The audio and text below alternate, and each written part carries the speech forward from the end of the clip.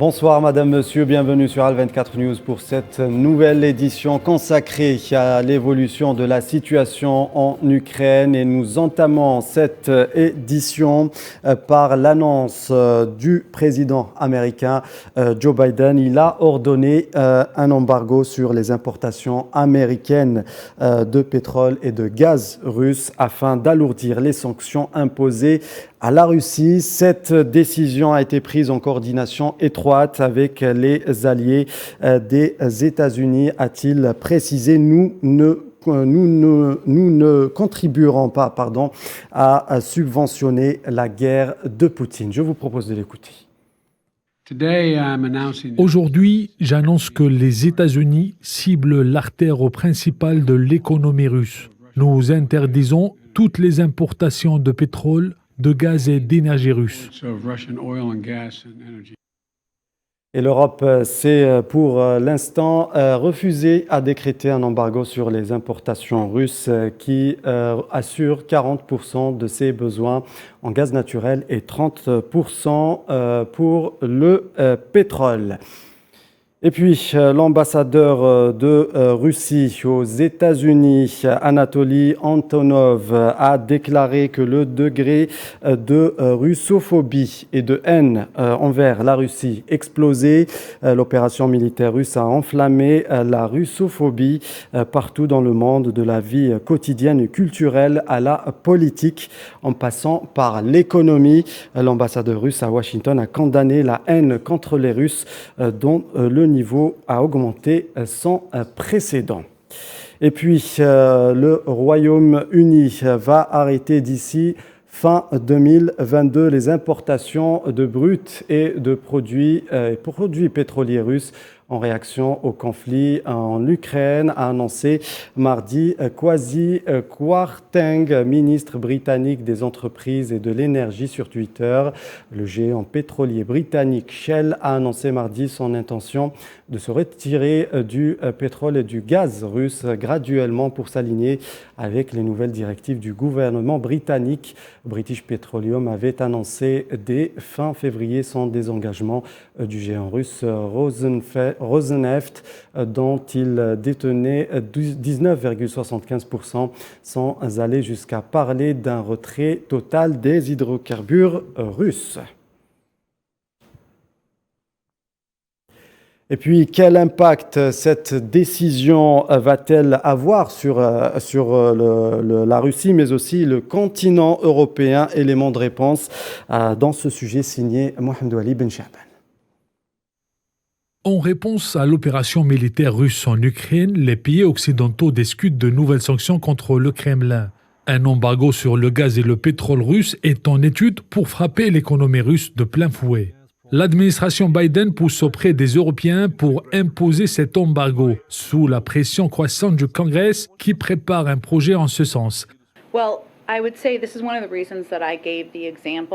C'est l'une des raisons pour lesquelles j'ai donné l'exemple de la grande différence entre nos capacités et nos possibilités. À la fois parce que nous importons un pourcentage de pétrole de Russie bien inférieur à celui des Européens, mais aussi parce que nous avons une capacité bien plus grande à produire notre propre pétrole. Il s'agit donc d'une situation très différente et nous allons certainement continuer à consulter les Européens, à leur faire part de nos plans et de nos discussions ici en interne.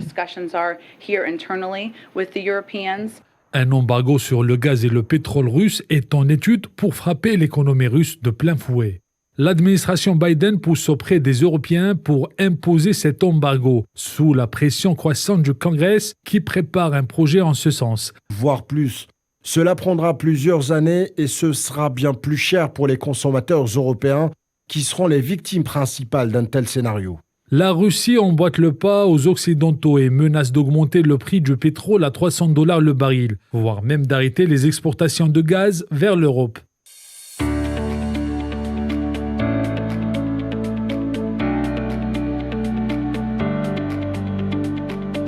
Face à l'ampleur de la crise avec la Russie, l'Europe cherche déjà à diversifier son approvisionnement en gaz pour l'hiver prochain. Le refus d'acheter le pétrole russe va aboutir à des conséquences catastrophiques pour le marché mondial. L'embargo américain est donc confirmé, une décision jugée suicidaire par Saïd Benroukia, analyste et en géopolitique. Je vous propose de l'écouter. Donc pour la logique d'escalade que les pays européens poursuivent sur le chapeau de l'OTAN, donc au lieu de chercher des moyens de se calmer et de se créer les conditions politiques appropriées, d'enforcer les deux parties au conflit, d'aller à la table de dialogue, automatiquement car la poursuite et la mise en œuvre de menaces de l'Union européenne de boycotter l'énergie russe, je parle du pétrole et du gaz évidemment. Donc je considère cette décision comme décision suicidaire. Certes, cela pourrait affecter d'une manière directe et significative l'économie russe, mais cela pourrait aussi également nuire l'économie européenne. Je parle de la même taille ou plus, surtout qu'on compte du manque d'alternatives dans ce moment-là. Et puis un mot sur les cours de l'or noir. Le prix du pétrole redécolle une nouvelle fois après une accalmie enregistrée hier avant la clôture des marchés. Après l'annonce de Joe Biden de l'embargo américain des importations d'énergie russe, ce mardi, le Brent de la mer du Nord a été marqué par une hausse à $132 le baril à Londres avant de redescendre à $125. À New York, le West Texas Intermediate a quant à lui dépassé la barre des $128 avec une hausse d'environ 8% avant de retomber à $121 en fin d'après-midi. Et nous allons nous intéresser à présent à l'évolution de la situation sur le terrain. 13 jours donc depuis le lancement de l'offensive russe en Ukraine, où en est l'avancée russe. Un point sur la situation avec Mohamed Amin Aberkan. 13 jours d'intenses combats, 13 jours que la Russie et l'Ukraine s'échangent des tirs. Seul maigre progrès accompli hier soir lors de la 3e ronde de pourparlers réunissant les négociateurs russes et ukrainiens au Bélarus et celui de l'ouverture d'un couloir humanitaire mardi. Ce matin, les bruits des armes ont cessé des deux côtés. Objectif, permettre aux civils de quitter les villes telles que Kiev, Cherniv, Soumy, Kharkiv ou encore Mariupol. Sur le terrain, l'armée russe resserre l'étau sur Kiev. Kharkiv, la deuxième ville d'Ukraine à 50 km de la frontière russe, tenait toujours mardi, malgré un encerclement et une intense présence russe aux abords de la ville. Les combats se jouent actuellement autour de l'axe nord-est de la ville de Tcherniv, seul point de traverse de la rivière Desna qui se jette dans le Dniepr avant Kiev. Les troupes russes sont aussi aux portes de la très importante ville portuaire de Mariupol. Selon les spécialistes, la prise de cette cité d'importance stratégique permettrait la jonction entre les forces russes en provenance de la Crimée annexée et les troupes séparatistes et russes dans le Donbass. Même constat à Soumy, à 350 km au nord-est de Kiev, où les Russes resserrent aussi leur étau dans ce conflit. Il y a une autre guerre qui n'a pas encore dit son dernier mot, la guerre médiatique, celle menée par l'Occident sur la Russie, une guerre médiatique adoptée aussi par la partie ukrainienne. La guerre des chiffres à elle seule a fait plus de victimes que la réalité du terrain. Selon le ministère ukrainien de la Défense, il estime à plus de 11 000 hommes les pertes de soldats russes.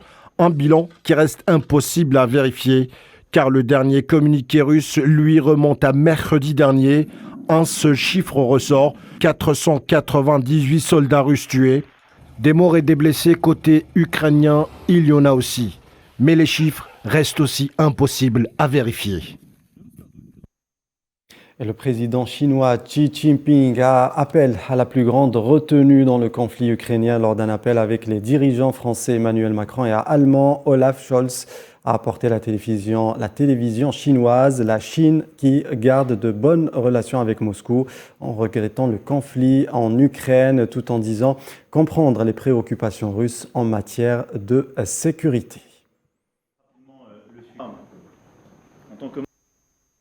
Et depuis le début de l'offensive russe, le nombre de réfugiés ukrainiens ne cesse d'augmenter. Selon le haut-commissaire des Nations Unies, le flux de réfugiés d'Ukraine a atteint 2 millions de personnes. L'ONU réagit et appelle la Russie à autoriser l'aide humanitaire. Naïla Hamouda. Les conséquences des opérations militaires russes se font sentir sur le terrain. Les habitants de plusieurs villes ukrainiennes manquent déjà de produits de première nécessité. L'ONU réclame des accès sécurisés pour l'aide humanitaire et que tous les civils doivent être respectés et protégés. Nous avons besoin de couloirs sûrs pour fournir de l'aide humanitaire dans les zones d'hostilité. Les civils dans les endroits comme Mariupol, Kharkiv, Melitopol et ailleurs ont désespérément besoin d'aide, en particulier de fournitures médicales vitales. De nombreuses modalités sont possibles, mais cela doit se faire dans le respect des obligations des parties en vertu des lois. Cette situation a poussé les personnes à fuir vers les pays voisins comme la Pologne, la Roumanie et la Moldavie. L'ONU s'attend à ce que le flux s'intensifie car le cap des 2 millions de réfugiés ayant quitté l'Ukraine a déjà été franchi. L'ONU appelle la Russie à autoriser l'aide humanitaire dans de nombreuses villes où elle est nécessaire. Les hôpitaux manquent de fournitures, la nourriture s'amenuise et le nombre de victimes civiles augmente. Tandis que les groupes les plus vulnérables, les personnes handicapées, les personnes âgées, les enfants, continuent de supporter les plus grandes souffrances. Avec plus d'1 million de réfugiés, la Pologne fait face au défi de l'afflux des personnes ukrainiennes. Son gouvernement envisage de les prendre en charge en matière de nourriture, de logement temporaire, ainsi qu'à l'accès aux soins. La vice-première ministre ukrainienne Irina Vereshchuk annonce qu'un couloir humanitaire devait être mis en place dans la ville de Soumy, ce qui permettra l'évacuation de civils vers la ville de Poltava. Aujourd'hui, un couloir humanitaire pour la ville de Soumy devrait commencer à fonctionner. Cela a été officiellement accepté par le ministère russe de la Défense dans une lettre adressée au comité de la Croix-Rouge. Il s'agit de l'évacuation de civils de Soumy à Poltava, y compris des étudiants étrangers, en particulier des citoyens indiens et chinois. Il s'agit également de la livraison de biens, en particulier de nourriture et de médicaments. La réunion d'urgence sur la crise humanitaire provoquée par l'offensive russe en Ukraine s'est tenue lundi alors que l'Ukraine et la Russie cherchent à trouver un accord sur les couloirs humanitaires pour permettre l'évacuation de civils. Vassili Nbenzia, ambassadeur russe à l'ONU, lors de son intervention, a annoncé que les forces russes ne visaient que les radicaux et les néo-nazis ukrainiens qui prennent en otage des villes entières et utilisent les citoyens comme boucliers humains. Nous souhaitons une fois de plus souligner que la sécurité des civils en Ukraine n'est pas un problème pour les Russes, car nous ne les bombardons pas, mais plutôt pour les radicaux et les néo-nazis ukrainiens qui prennent en otage des villes entières et utilisent les citoyens comme boucliers humains, ne leur permettant pas de quitter les villes malgré le fait qu'il existe des couloirs humanitaires et que les unités russes ont déclaré un cessez-le-feu. Je tiens à remercier tous les pays qui acceptent les réfugiés ukrainiens et laissent entrer d'autres ressortissants étrangers sur leur territoire. Comme nous l'avons déjà entendu, plus de 1,7 million de personnes, principalement des femmes et des enfants, ont déjà fui la guerre déclenchée sans provocation par la Russie. Nous avons besoin de couloirs sûrs pour fournir de l'aide humanitaire dans les zones d'hostilité. Les civils dans des endroits comme Mariupol, Kharkiv, Melitopol et ailleurs ont désespérément besoin d'aide, en particulier de fournitures médicales vitales du type de celles qui ont été apportées ces derniers jours par l'OMS. De nombreuses modalités sont possibles, mais cela doit se faire dans le respect des obligations des parties en vertu des lois de la guerre. Le président ukrainien Volodymyr Zelensky fustige une nouvelle fois les dirigeants occidentaux et dénonce ce mardi les promesses non tenues des pays occidentaux pour protéger son pays. Tininan Makassi. Quelques jours avant le début de l'opération militaire russe en Ukraine, Volodymyr Zelensky affirmait encore que son pays était prêt à rejoindre non seulement l'OTAN mais aussi l'Union européenne. Et de leur côté, les organisations en question affirmaient à leur tour être prêtes à accueillir en leur sein ce nouveau membre. Mais surtout, elles promettent un soutien infaillible en toutes circonstances. Depuis le début de l'opération militaire russe en Ukraine, une opération qui, comme toute autre opération militaire, cause des pertes matérielles et humaines considérables, l'Occident ralentit le pas et les aides tant promises n'arrivent pas. D'ailleurs, cette situation est fortement déplorée par Zelensky, qui fustige les pays occidentaux, affirmant que l'Ukraine est abandonnée à son sort. Les demandes de l'Ukraine peuvent être résumées en 2 points. Un appui militaire aérien de l'OTAN et l'intégration sans délai à l'Union européenne. À noter que ces 2 demandes nécessitent une procédure qui peut durer de longues années. Européens et Américains affirment faire bloc derrière l'Ukraine. Ils ne cessent de multiplier les sanctions économiques contre la Russie, mais aussi à pousser l'opinion publique à l'indignation à travers le monde pour dénoncer cette escalade qui a surpris le monde entier le 24 février dernier. Cela dit, la recrudescence que connaît ce conflit armé à présent est aussi due à tous ces rapprochements entre l'OTAN et l'Ukraine, considérés par Moscou comme une provocation, au même titre d'ailleurs que tout élargissement de l'OTAN à l'est du continent européen. Voilà ce que l'on pouvait dire ce soir au 13e jour de l'offensive russe en Ukraine. Dans le reste de l'actualité dans le monde, en Tunisie, un chef du parti tunisien, Ennahda, hospitalisé en état de détention depuis plus de 2 mois, a été remis en liberté ce mardi, mais fait toujours l'objet d'une enquête pour des soupçons de terrorisme, a indiqué le ministère de l'Intérieur tunisien. Nordine Bhiri, 63 ans, ainsi qu'un autre cadre d'Ennahda, Fethi Baldi, 55 ans, également libéré ce mardi, avait été arrêté le 31 décembre et placé en résidence surveillée.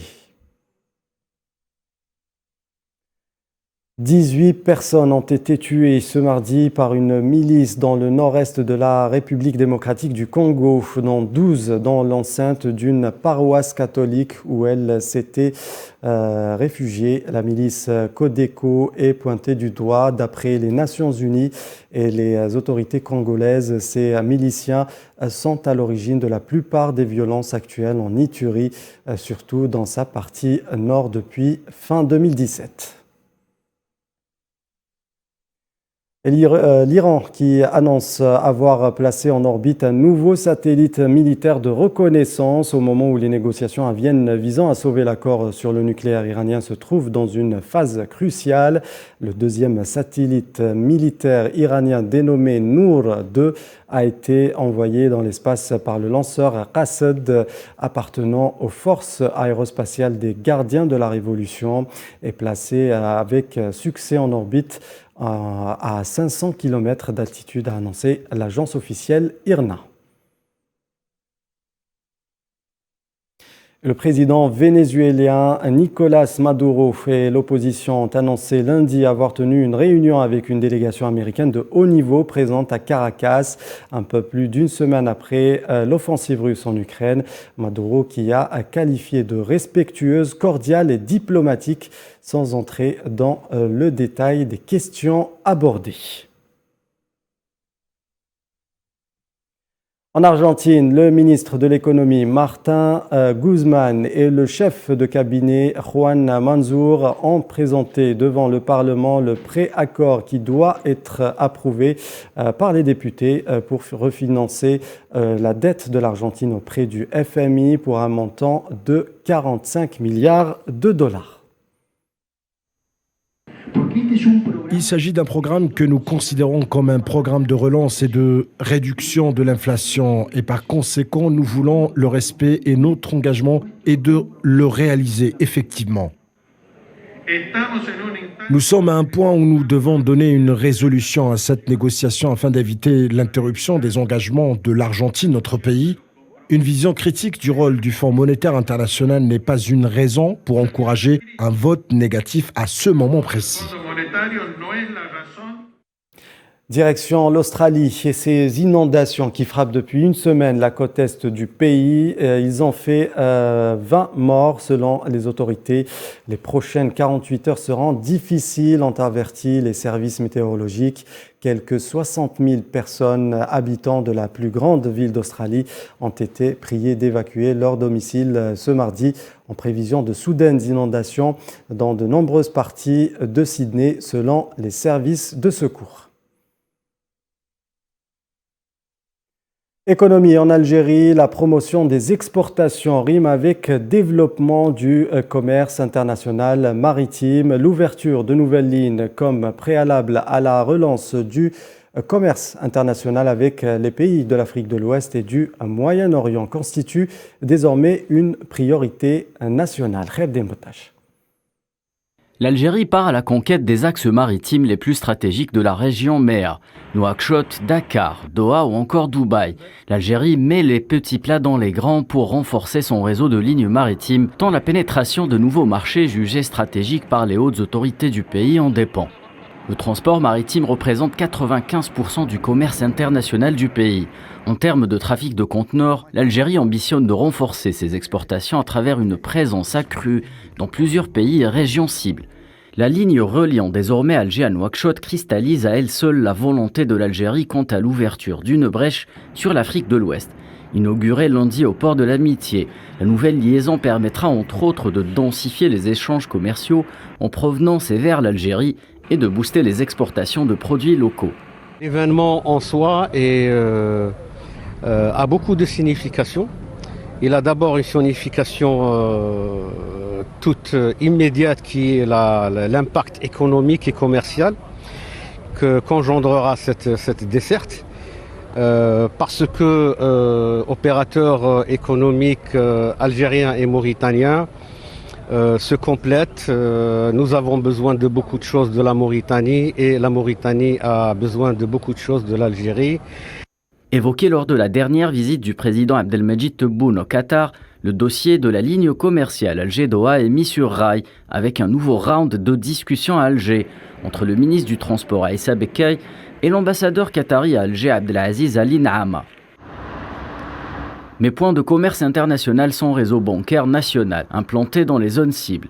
2 textes régissant l'ouverture de bureaux de représentation des banques algériennes à l'étranger sont en cours d'élaboration selon le gouverneur de la Banque d'Algérie, dans le cadre de la réforme bancaire inscrite dans l'agenda du gouvernement. Une réforme qui passera toutefois par le digital et le numérique.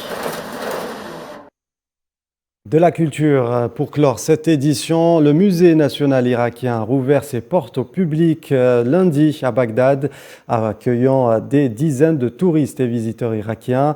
Après 3 années de fermeture dues à la pandémie et au rebondissement politique dans le pays, touristes turcs, expatriés occidentaux, mais aussi visiteurs irakiens ont pu admirer des vestiges de quelques 2500 ans datant de l'empire néo-assyrien ou encore d'antiques portes en bois et d'autres artefacts islamiques du IXe siècle.